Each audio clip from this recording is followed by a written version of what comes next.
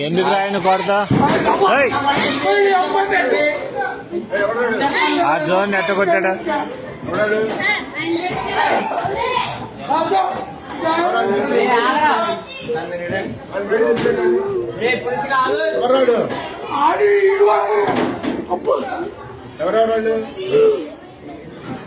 ఏరా దేనికి రా విధానం ఏంటి అసలు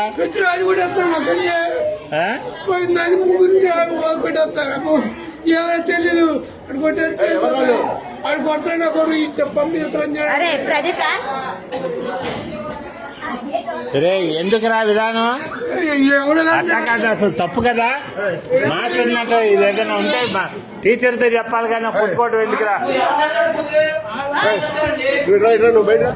అసలు తప్పు కదరా అది